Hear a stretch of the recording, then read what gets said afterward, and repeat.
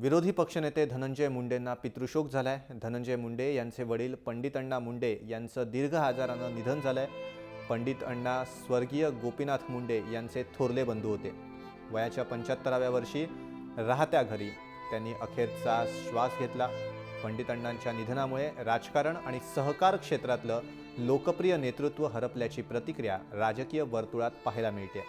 शुक्रवारी दुपारी 4 वाजता परळीमध्ये त्यांच्यावर अंत्यसंस्कार करण्यात येतील।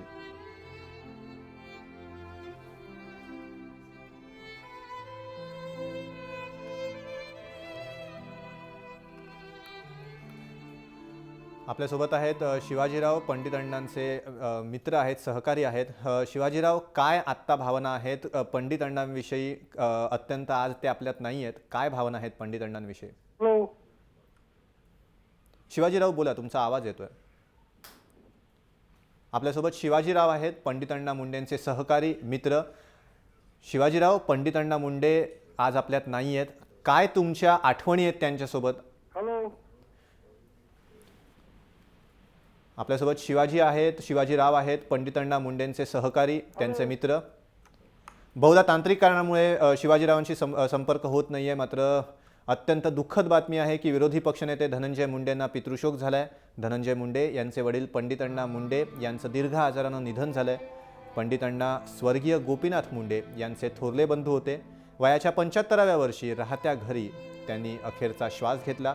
पंडित अण्णांच्या निधनामुळे राजकारण आणि सहकार क्षेत्रातलं लोकप्रिय नेतृत्व हरपल्याची प्रतिक्रिया राजकीय वर्तुळातनं पाहायला मिळते। शुक्रवारी दुपारी 4 वाजता परळीमध्ये त्यांच्यावर अंत्यसंस्कार करण्यात येतील। कोण होते पंडित अण्णा मुंडे, पाहुयात ग्राफिक्सच्या माध्यमातून।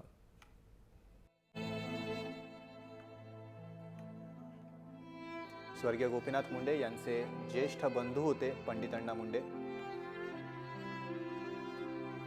आईवडिलांच्या निधनानंतर गोपीनाथ मुंडेंच्या शिक्षणाची जबाबदारी त्यांनी उचललेली होती। पंडित अण्णांनी स्वतःचं शिक्षण सोडून गोपीनाथ मुंडेंचं शिक्षण पूर्ण केलेलं होतं।